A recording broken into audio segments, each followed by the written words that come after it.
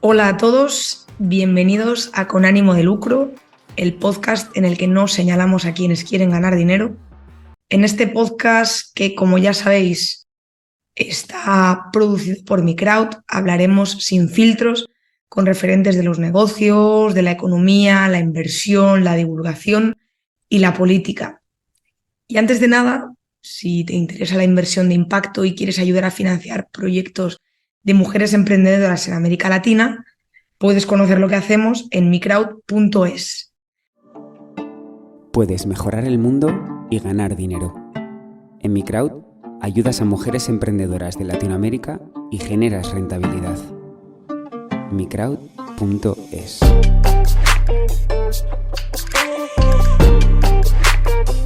Tu inversión, su cambio.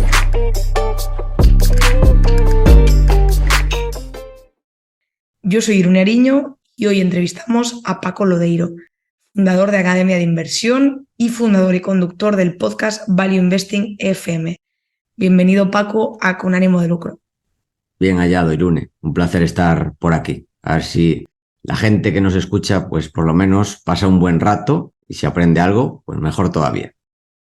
En todas estas entrevistas, de alguna forma, siempre tendemos a acotar, ¿no?, el concepto de emprendedor a quien monta una empresa, ¿no? Pero yo creo que podemos estar de acuerdo en que todos nosotros emprendemos multitud de proyectos vitales y también con fines de ganancia económica en multitud de aspectos. Algunos de ellos pueden empezar siendo, ¿no?, proyectos que directamente no iban dirigidos a hacer dinero y, oye, de repente funciona bien y se convierten en eso. No sé si ese fue el caso del podcast de Value Investing.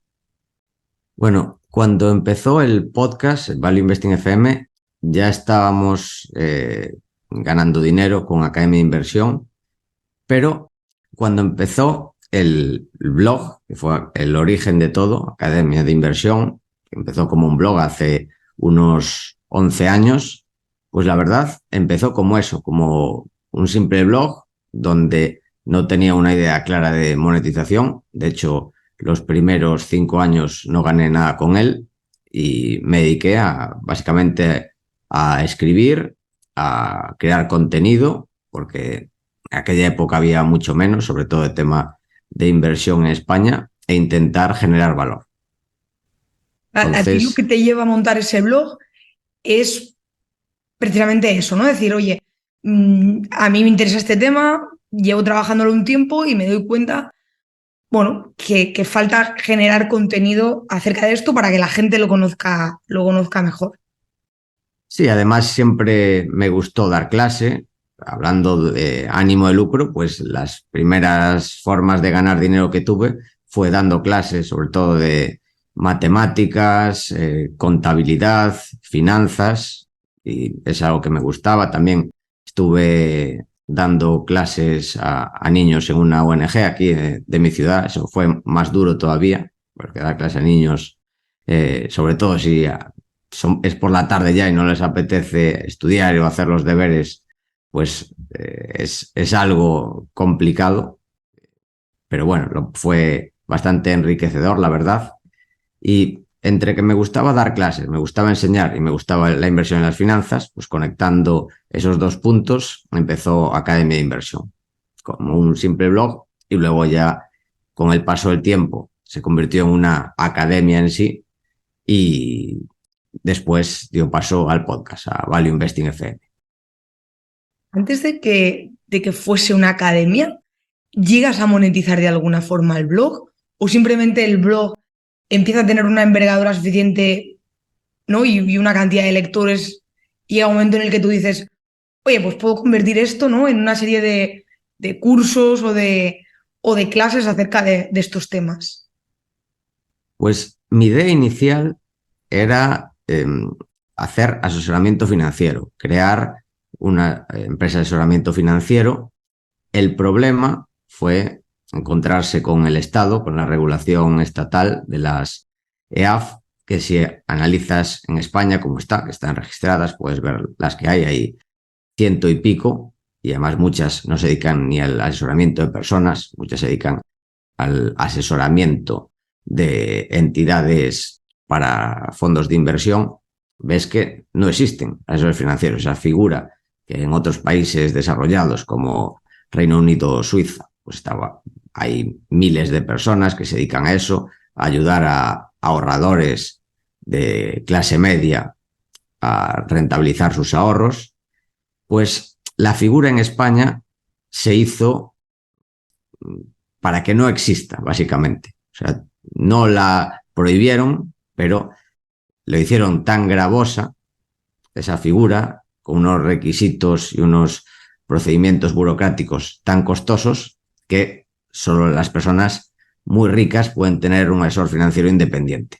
Por eso el número de asesores financieros independientes que hay, no es que la gente no quiera serlo, sino es que se hace casi imposible, que es uno de los problemas de la regulación, que desprotege a la gente de algo que podría tener, pero claro, si exiges que tenga unos requisitos que sean inviables económicamente, pues te deja fuera. Entonces, eso me dejó fuera a mí, porque la alternativa era hacerlo para muy grandes patrimonios y eso es muy complicado, por eso hay sobre unas 100 en España. Y con el tiempo la gente me preguntaba por cursos más avanzados, que no era mi plan, pero como la gente me lo pedía, pues lo valoré, hice una encuesta entre los lectores del blog, que habían pasado 5 años y había crecido mucho, la verdad, y como ¿Cuánta había gente leía en interés, ese momento? pues unas 100.000 personas al mes aproximadamente, tenía unas visitas de algo más. O sea, estábamos entre creo que estábamos de 50, 60 entre el ranking de las páginas gallegas más visitadas. O sea, era un tráfico bastante importante y bastante fiel. Entonces hice esa pregunta, pregunté que también cómo orientarlo. Gente me pidió, pues quiero formación más práctica, centrado en casos prácticos, eh, con casos reales, contigo de mentor, con transparencia, o sea que yo además comparto eso, mis análisis, mi cartera, mis operaciones y bueno, lo hice lo que me pidió la gente y funcionó bien y sigue Claro, funcionando bien. eso te iba a decir. ¿Tú crees que la clave de que la aventura de Academia de Inversión haya salido bien es precisamente haber escuchado al potencial cliente y haber diseñado un producto de alguna forma que se ajustaba a lo que en esa encuesta tú dices que encontrabas que tus lectores demandaban? Y para mí eso fue clave, aunque tengo que decir que para lo que ofrecía al principio yo gratuitamente, que es un blog, al final hice lo que quise. O sea, hice lo que me aportaba a mí, escribir sobre los temas que quería yo, que creía que aportaban valor. Y por otro lado, cuando ya buscas un producto, pero ya la gente te conoce, ya tienes esa relación y ya sabe lo que puede esperar de ti, entonces la clave es entender también lo que quiere el cliente. O sea, tiene que haber un mix de lo que tú puedes dar, que el cliente te conozca, y luego entender lo que quiere el cliente, que yo creo que tenía todo el sentido. Si me pidieran cosas que no tuvieran sentido, no lo ofrecería. Por ejemplo, si me preguntasen por formas de ganar dinero rápido en bolsa, haciendo trading, pues diría que no tiene sentido. Pero como todo tenía sentido, pues funcionó bastante bien. Y ya teníamos esa relación, pues, con el paso del tiempo, después de escribir cientos de artículos, pues ya me conocían bien. Luego iremos al podcast, pero yo creo que con ambos proyectos, ¿no? Con Academia de Inversión y con el podcast, de alguna forma es la prueba de que hay mercado en España para el mundo de la formación, más allá de la formación eh, formal o reglada, ¿no? Y por otro lado, hay mercado para el mundo de la divulgación, ¿no? ¿Crees que es así o crees que tu caso es como muy particular y que este mundo no está tan bien y no hay tanto cliente para que esté dispuesto, ¿no? A pagar por, por eso, por una formación que de alguna forma no es ni un posgrado ni un máster, ni ese tipo de cosas que suele ser, ¿no? Lo que a veces nos enfocamos, ¿no? Porque es lo que todo el mundo conoce y lo que si vamos a buscar el trabajo, pues parece que está como más socialmente valorado y reconocido. Pues yo creo que sí y que cada vez más, de hecho. Que antes en España a la gente le costaba pagar. En Estados Unidos estaban más acostumbrados, en España no estamos acostumbrando. Donde cuesta más quizás es en Latinoamérica, pero están poco a poco avanzando a que cueste cada vez menos pagar. Pero sí, yo creo que la gente está probando, es igual que comprar por internet, que al principio a la gente le costaba mucho y ahora es algo muy natural, pues hacer formaciones de temas específicos, además cada vez más específicos, que es una tendencia, pues es algo que veremos y que continuará seguramente en los próximos años.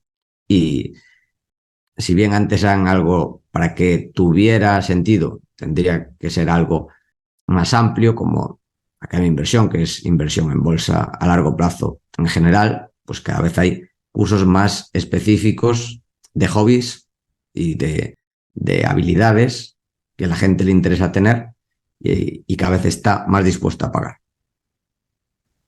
Y me decías que una vez Academia de Inversión surge y funciona bien es cuando te planteas montar el podcast. Pero el podcast, digamos, ¿lo montas con visos a monetizarlo o surge un poco como el blog?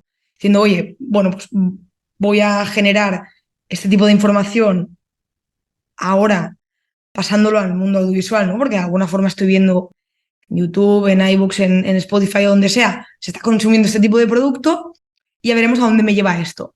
O en cambio dices, no, no, yo voy a montar una cosa que creo que se puede monetizar y que creo que puede complementar lo que estoy haciendo con Academia de Inversión, no tanto por los objetivos como por el hecho de buscarle un rendimiento.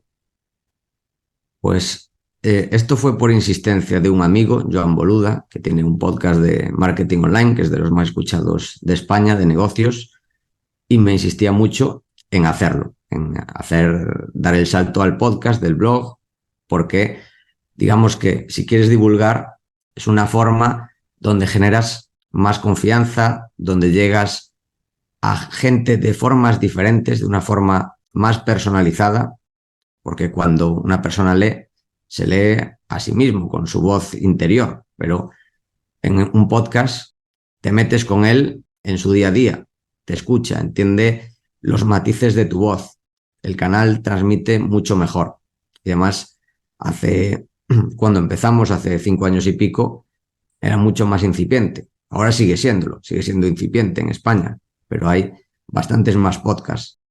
Lo hicimos cuando ya existía Academia de Inversión como tal y es un método de darle visibilidad, pero también seguir generando valor. Yo creo mucho en generar valor de forma gratuita para la comunidad, porque es una forma de generar visibilidad y luego mucho de ese valor te viene reflejado a ti. Lo que tienes que hacer es la forma de cómo aportar valor para que venga este valor a ti de vuelta, también con ánimo de lucro, pero generar valor sin ánimo de lucro también es una buena forma de generar ánimo de lucro, aunque parezca un poco paradójico. Y claro, con el podcast en solo 5 años habéis conseguido posicionaros en el mundo de los podcasts de negocios en España muy bien, ¿no? Eh, incluso, eh, digamos, siendo influyentes, ¿no? En este nicho. Cuando entráis, tú me decías, ¿no? El tema de los podcasts era incipiente, ahora de alguna forma también, pero bueno, sin tener los datos delante, joder, a mí me da la sensación, quizá no en el mundo de las finanzas, no lo sé, es lo que te voy a preguntar, pero hoy en día todo Cristo tiene un podcast, ¿no? Bueno, de hecho lo que estamos haciendo aquí es un podcast, ¿no? Entonces como que hoy en día es como el recurso fácil. Yo no sé si cuando vosotros os lanzasteis había ya alguien potente, ¿no? en vuestro sector y de alguna forma, ¿qué crees que ha sido lo que os ha hecho tener tener esa capacidad de influencia, ¿no? Y ser tan escuchados. El podcast tuvimos la suerte, no es la suerte, tuvimos la ventaja de que ya partíamos con una audiencia de lectores, ¿no? Con lectores en Academia de Inversión. Entonces nos dio el primer impulso inicial. Los primeros 1000 oyentes semanales los sacamos de ahí. También, cuando hace unos 5 años y pico, que parece poco tiempo, pero el podcast ha crecido muchísimo en estos últimos 5 años y pico. Nos ayudó a posicionarnos rápido entre los podcasts más escuchados. Y luego también, al salir en los rankings, sales entre los más recomendados. Y además eso ayudó a que el boca a boca, porque también el podcast la verdad es que gusta mucho o sigue gustando mucho, pues creara esa bola de nieve, ese efecto bola de nieve, ese interés compuesto que nos ayudó mucho. Pero la clave es la constancia, porque si analizas la mayoría de podcasts, creo que el 90% de los podcasts no llega al programa número 4 y del 10% que queda, creo que el otro 10% llega al programa número 21, así. O sea, que 1 de cada 100 llega al programa 21. Claro, nosotros llevamos, ahora creo que llevamos 280. Y con el blog igual, la gente se abre un blog, escribe 2 o 3 artículos y lo deja. Claro, yo artículos en el blog tengo escritos sobre 600, creo. Entonces, aquí la clave es crear un sistema, partimos del sistema inicial, que ahí sí que fue más difícil empezar en Academia de Inversión, porque sí que te leía poca gente, pero fue creciendo y también se convirtió en un blog con bastante audiencia, y en Value Investing FM igual.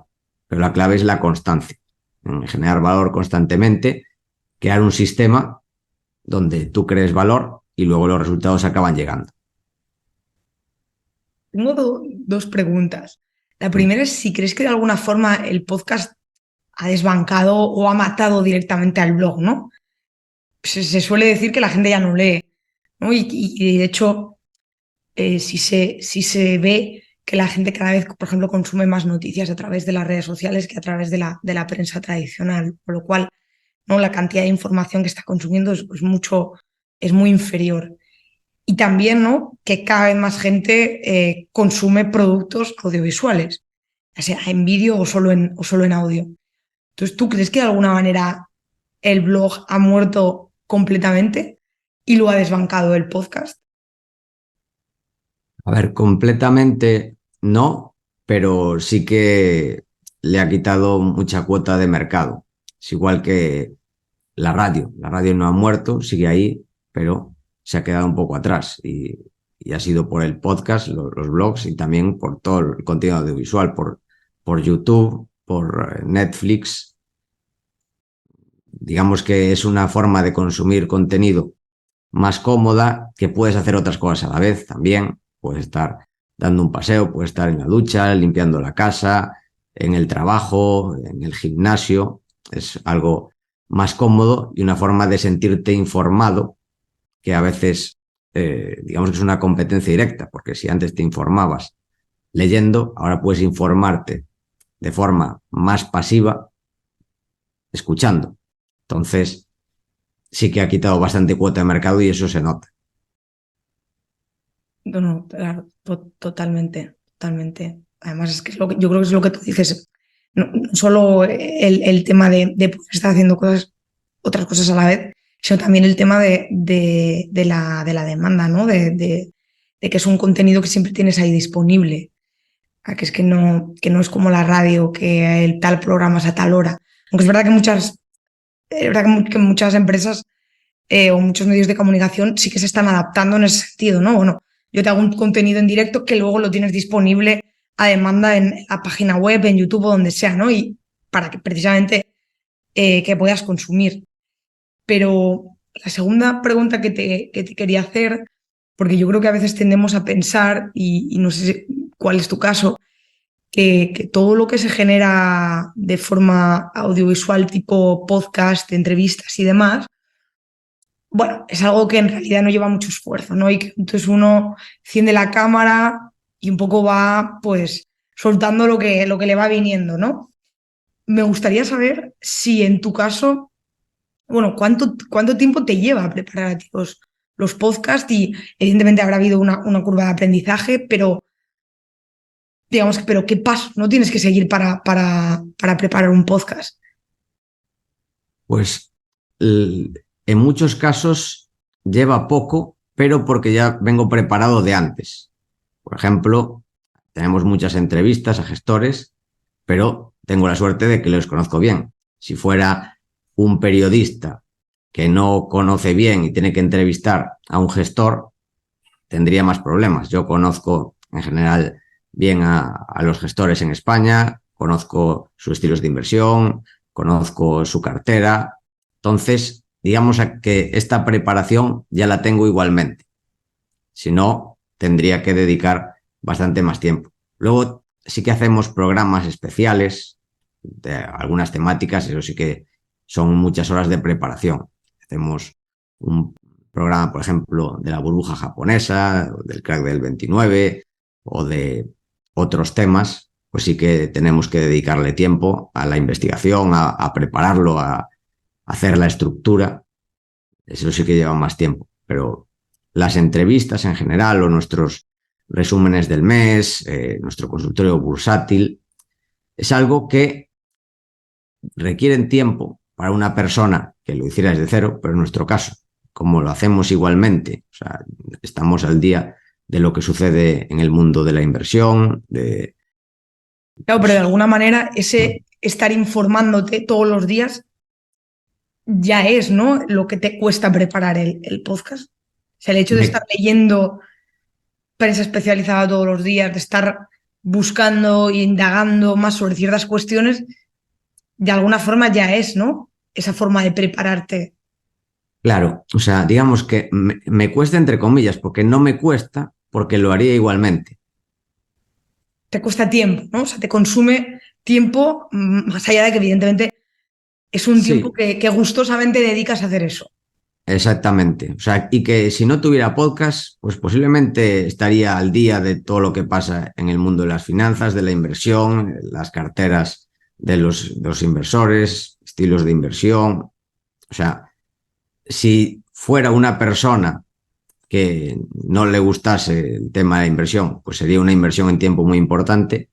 En mi caso, como lo hago por gusto igualmente y es tiempo que invertiría igual, tengo la suerte que me cuesta poco. Si yo tuviera que hacer un podcast sobre balonmano, pues me costaría muchísimo. Pero si hay una persona que es fan del balonmano y se ve igualmente todos los partidos y sigue los fichajes, pues seguramente que no le costaría nada. Igual que si tengo que entrevistar a una persona experta en balonmano, pues me costaría investigar sobre esa persona, lo que ha hecho, en qué equipo ha estado, pero si una persona es fan, pues seguramente le cueste poco, ya sabe lo que preguntar y preguntará muchísimo mejor con su preparación natural, digamos, entre comillas, que yo, que igual me investigo un montón y dedico un montón de horas a investigar sobre esa persona, pero me cuesta porque no sé nada. Igual hago preguntas mucho peores intentando dedicar más presentación, O más digamos preparación.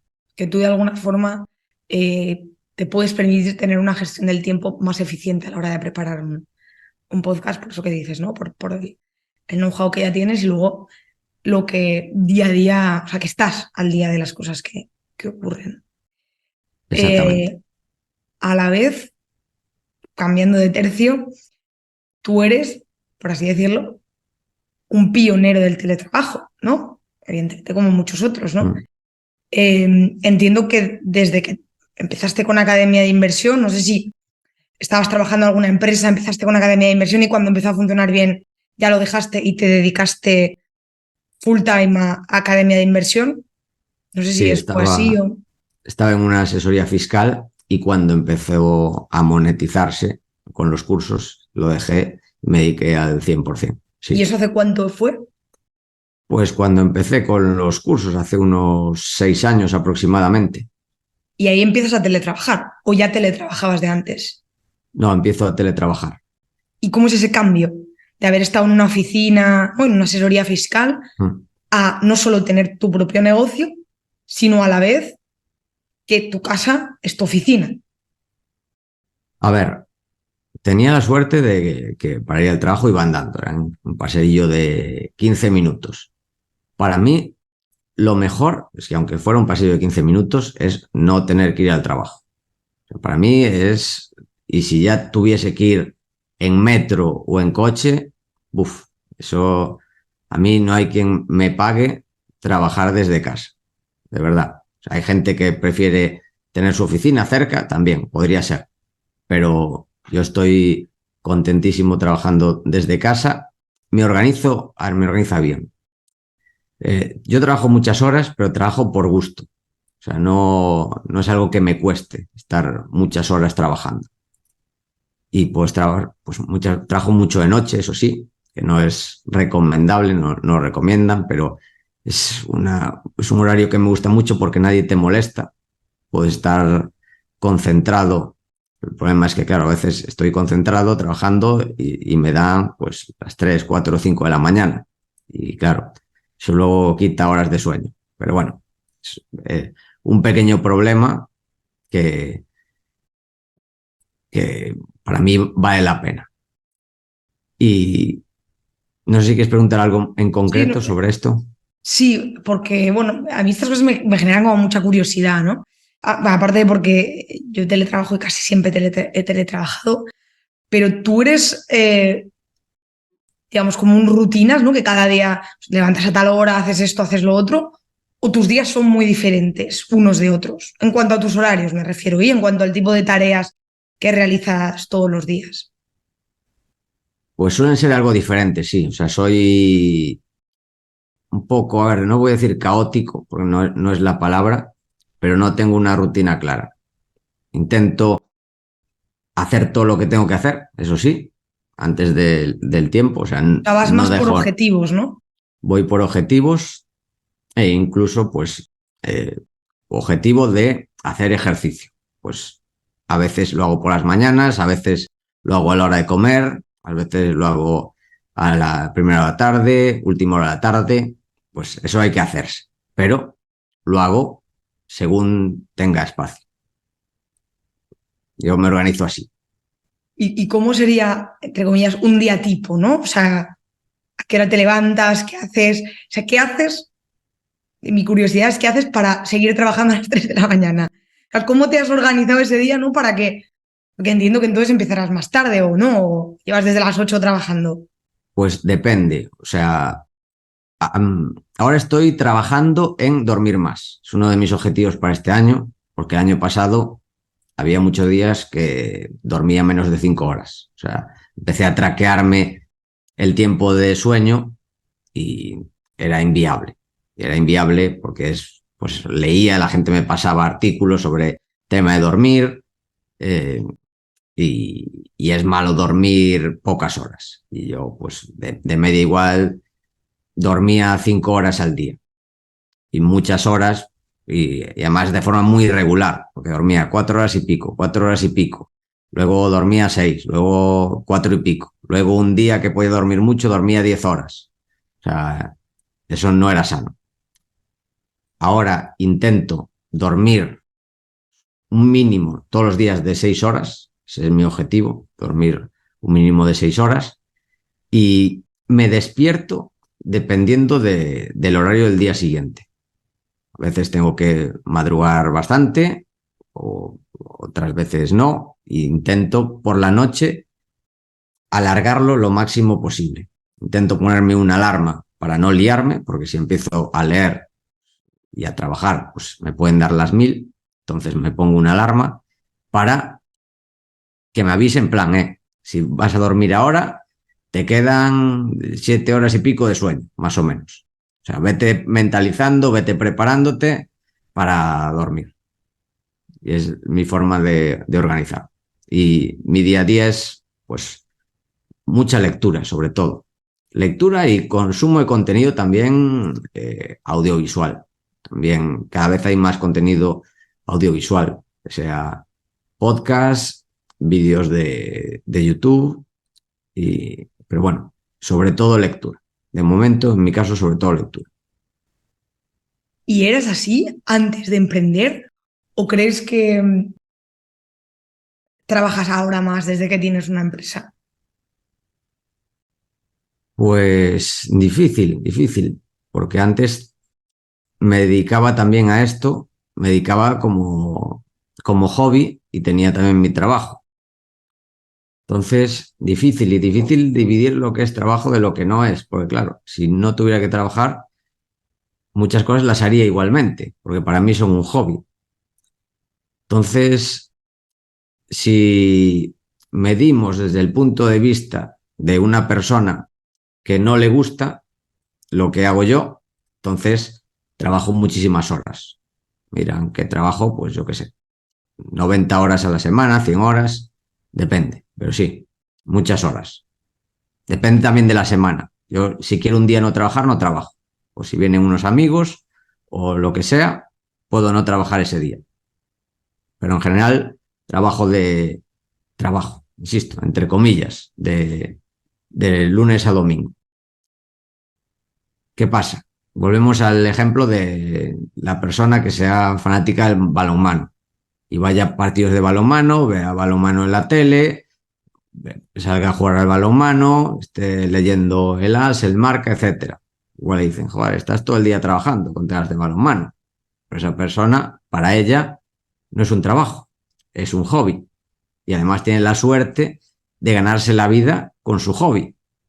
Yo me veo más así que como una persona que trabaja muchas horas. O sea, me costaría decir cuántas horas son trabajo y cuántas horas son hobby. Pues bueno, es interesante verlo así. Mm. ¿Y te tiran de las orejas de tus amigos o familia? Un poco por, oye, Paco, que es que no pasas tiempo con nosotros, oye, Paco, es que te proponemos cosas y siempre tienes otras cosas que hacer. No, cuando hay algo intento, o sea, ir a cenar, pues voy a cenar o comidas familiares o pasar tiempo con mi hijo. Ahora, desde que nació mi hijo, trabajo menos, porque dedico un poco, siempre algo de tiempo por las tardes a estar con él. O sea, digamos que esa parte, digamos que no prescindo de ella. ¿De qué prescindo de que la gente haga? Pues, por ejemplo, no veo Netflix, no tengo televisión, o sea, no me entero de la gente, de las series, habla mucho de series, de cosas así. Yo en general casi no veo ninguna, no veo las noticias, no veo canales de YouTube de temas que no me aporten nada. O sea, intento, si bloqueas todo no tengo redes sociales, en plan tema, y, bueno, sí, Twitter sí que tengo, pero no paso tiempo en Instagram, TikTok, etcétera. Si quitas todo eso, te da muchísimo tiempo, la verdad. No, o sea, totalmente.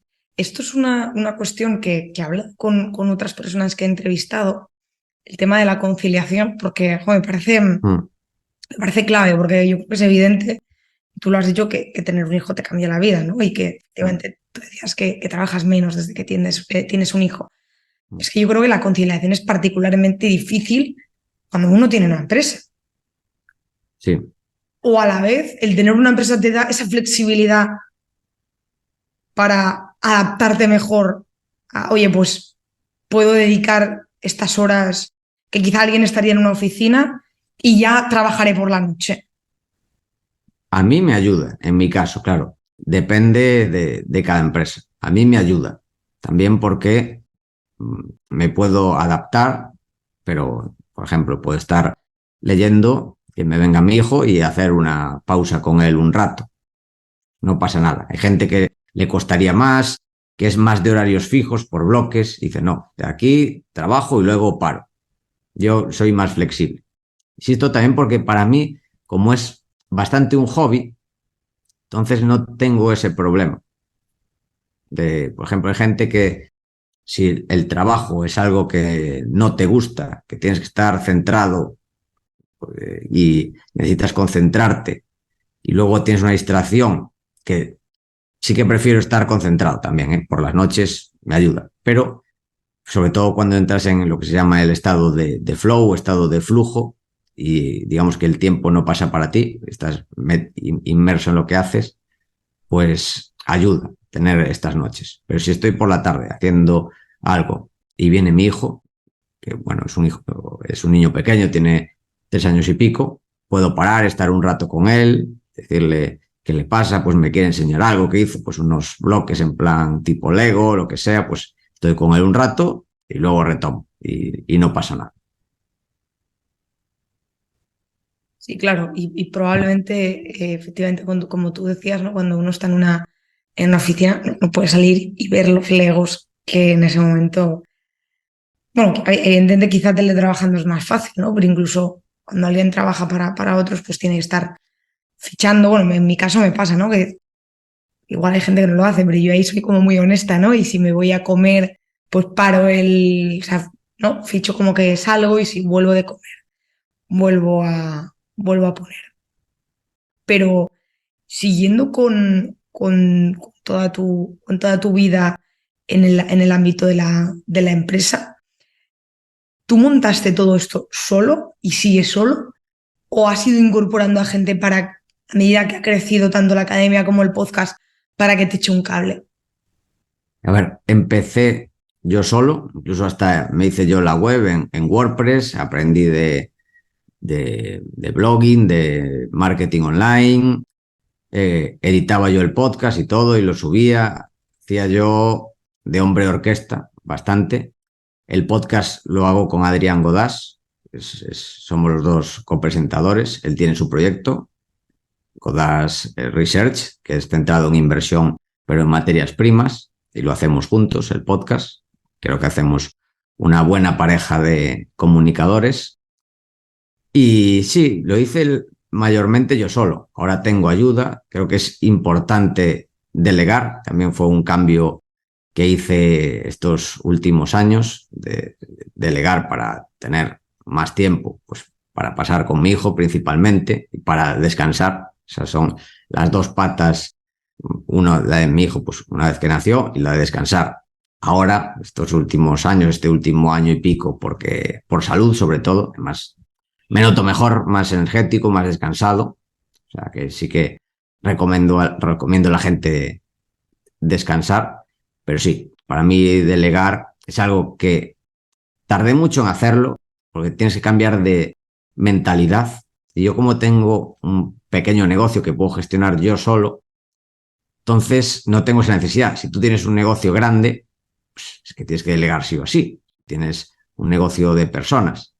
Pero en mi caso, como no era el caso, entonces era, digamos que, hombre orquesta.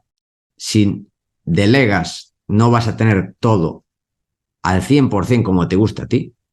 Es algo que tienes que asumir. O sea, esa es la clave, asumirlo. Dices, vale, esto no va a ser un 10/10, pero va a ser un 8/10 y ya está, y no pasa nada.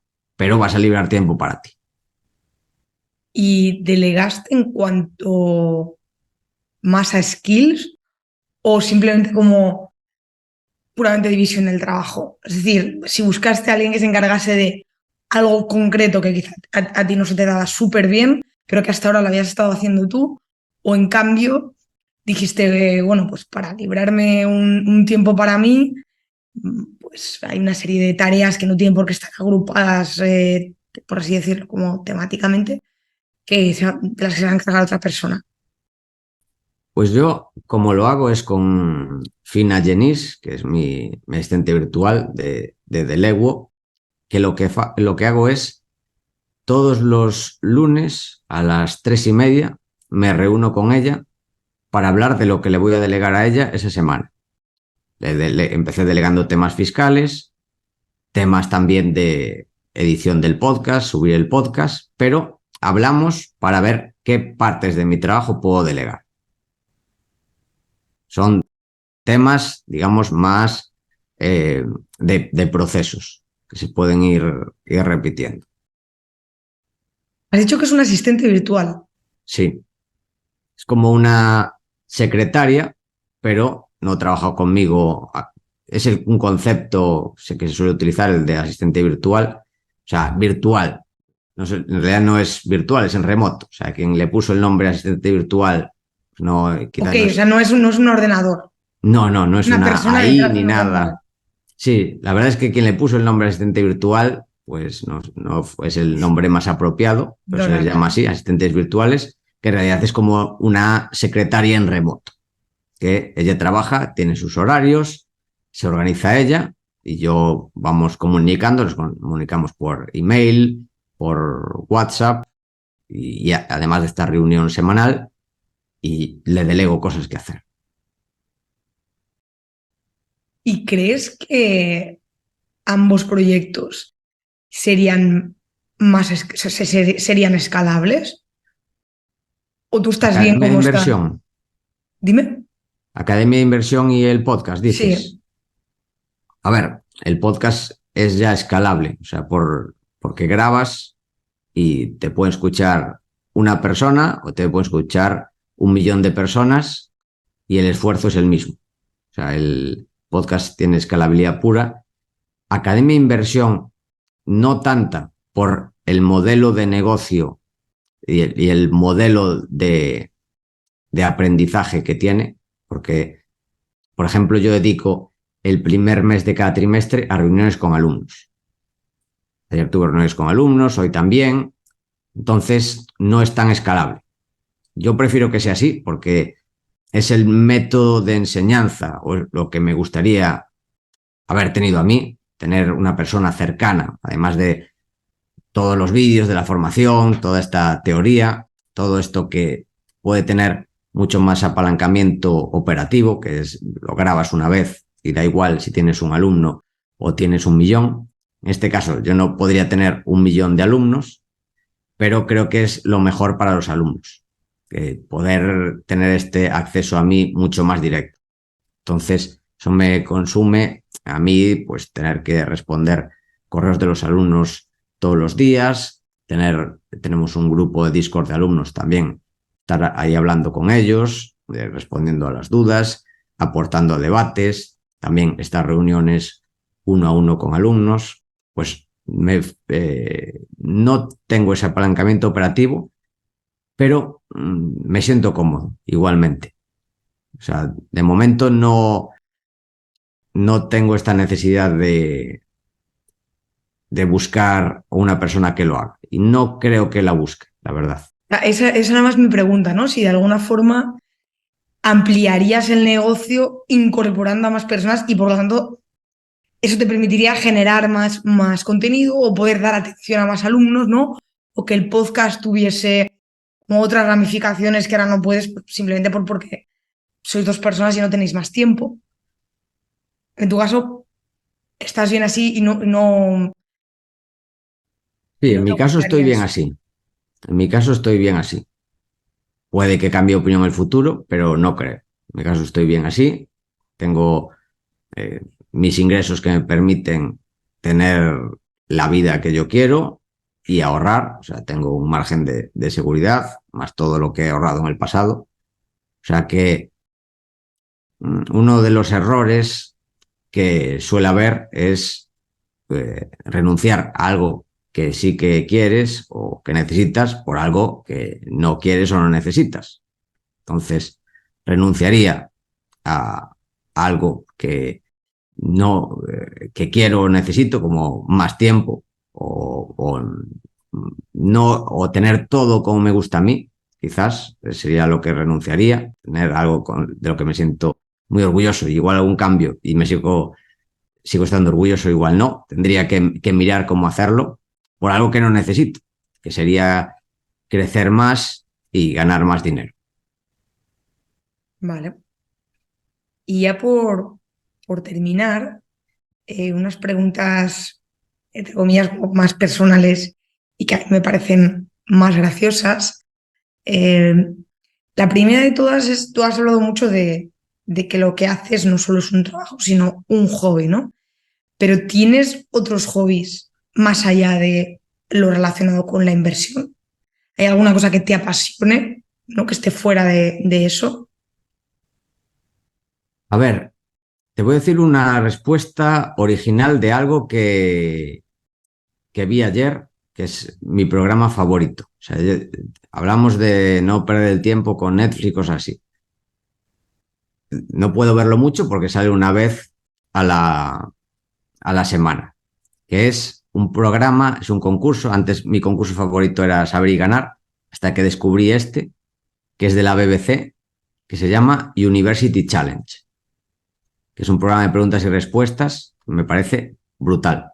Más lo que hago es, son preguntas muy complicadas, son entre universidades de Reino Unido, el nivel es altísimo, son grupos de 4 contra 4 y la verdad es que me encanta el programa, más sirve de recomendación. Además, lo que hago, yo lo veo en YouTube y muchas veces voy pausando y luego buscando en internet, en la Wikipedia, sobre el tema que hablan, porque suelen ser temas profundos o no es tanto como Saber y Ganar, que más o menos las respuestas, pues yo qué sé, un porcentaje muy alto las sabes, o por lo menos conoces quién es el autor, o te hablan de pintores más famosos, artistas más famosos, o científicos, o bueno, cosas más comunes, sino que son cosas más específicas en University Challenge, y entonces lo busco. Por poner un hobby así diferente y no decir, bueno, pues estar con la familia, con los amigos, algo diferente. No, está bien, o sea, no lo conocía, pero... ¿Y lo echan en prime time o solo en YouTube? Está en la BBC, en la web de la BBC, pero yo lo veo en YouTube. Lo Vale. veo, está ahí en YouTube. Y tiene muchos años, es la temporada, o sea, empezó justo ayer. Además fue un programa muy, muy interesante. Creo que era la Universidad de Manchester contra Trinity College, era el que vi ayer. Y creo que es la temporada 53. O sea que, y es una temporada al año, es una, Llevan un montón de algo años. en Reino Unido que es muy seguido allí. De hecho, ¿cómo se llamaba? Es que duró mucho el Chancellor, uno que duró poco en Reino Unido, que estaba, no recuerdo el nombre, una mujer que duró como una semana, quisieron recortar el gasto y, o sea, y endeudarse, o sea, bajar los impuestos, pero sin recortar el gasto. No recuerdo cómo se llamaba. ¿Te refieres a actualmente? Sí, el año pasado. ¿Listas era? Liz Truss, y no me sale cómo se llamaba su chancellor, que es su ministro de Ya, Economía. yo tampoco No sé. recuerdo, pues fue en su época estudiante, fue ganador de University Challenge, como curiosidad. Sí, sí. O sea que tiene que ser muy crack. O sea, que Pero tus hobbies de alguna forma son también intelectuales. sí, bueno, a ver más, pues eso, tomar algo con los amigos, Sí. salir, etcétera. O sea, digamos, más allá de los hobbies estándar. Y me estabas diciendo antes que lees mucho todo lo que tiene que ver con finanzas e inversión, pero que no sueles perder el tiempo leyendo otras cosas que no te aportan. Pero ¿te gusta, por Bueno, ejemplo, leer narrativa o poesía o... no, leo de temas de no ficción, de Ok. todos, pero no leo ni poesía ni narrativa, no, no, O sea, digamos ensayo, sí, por así sí, decirlo. ¿Y sí. ensayo solo que tiene que ver con tu ámbito o de repente lees algo filosófico, algo... Tanto como filosófico, bueno, me gusta, por ejemplo, uno de mis libros favoritos, lo tengo aquí, yo qué sé, Invicto, de Marcos Vázquez, sobre estoicismo.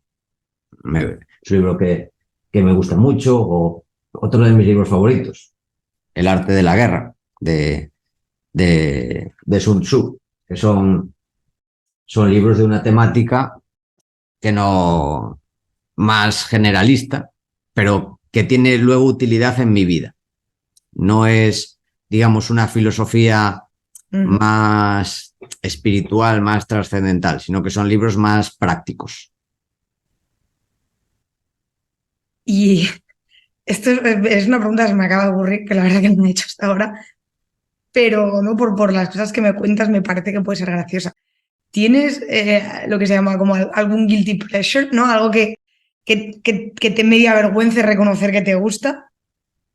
Aunque sea, ya sea de música, de lectura, de cualquier cosa, que se te ocurra. Guilty pleasure.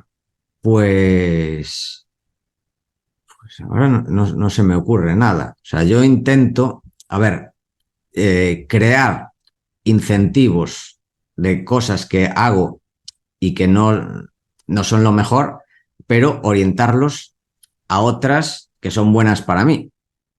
Por ejemplo, del deporte. A mí no me gusta hacer deporte. Vale. Hay gente que sí, que le gusta. Bueno, la verdad es que le estoy pillando el gusto poco a poco, pero me cuesta años pillarle el gusto. Pero tengo que intentar hacer 1 hora y media de deporte, no todos los días, pero por lo menos 3 o 4 veces a la semana.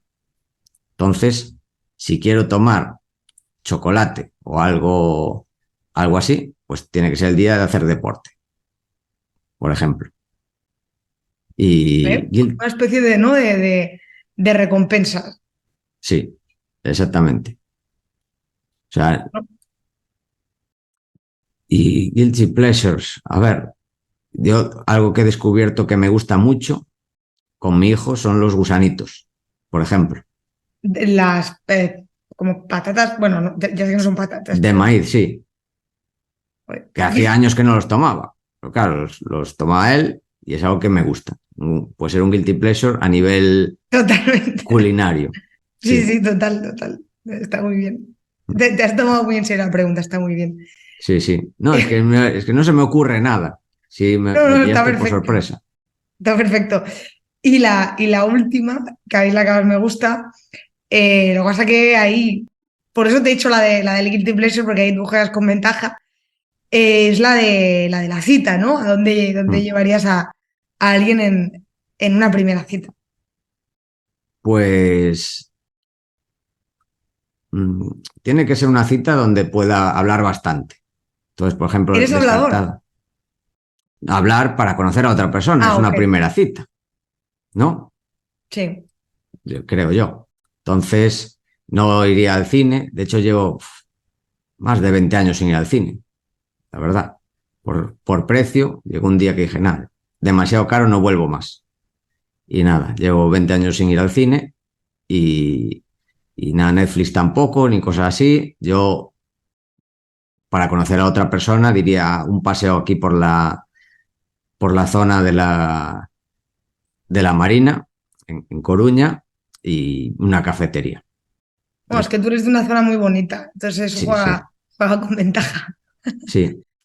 Esta zona, Ciudad de Bella, Marina, donde tienes el mar, pero tienes también las zonas así viejas con piedra y madera, me encantan. Que es donde vivo yo, por aquí. Qué guay. Pues nada, Paco, hemos llegado al final de la entrevista. Te agradezco un montón que te hayas animado a contarnos toda tu experiencia. También agradecer a los que nos vean por llegar hasta el final de la entrevista. Yo creo que merecen la pena estas entrevistas, que son amenas y divertidas. Así que si os gusta, os invito a que le deis like, a que os suscribáis y nos ayudéis a llegar a más gente y sobre todo a que se lo compartáis a la gente a quien creáis que le pueda parecer interesante, ¿no? Yo creo que el público objetivo no tiene por qué ser alguien que esté muy metido en este mundo, ¿no? Quizá alguien que le genere curiosidad, que quiera saber más sobre las experiencias personales de la gente que emprende o de la gente que se dedica profesionalmente a diferentes cosas. Y de nuevo, antes de nada, si os interesa la inversión de impacto y queréis ayudar a financiar proyectos de mujeres emprendedoras en América Latina, como os decía al principio, os podéis informar en microwd.es, que son los impulsores de este podcast. Y nos vemos en el siguiente podcast. Muchas gracias, Paco. A vosotros.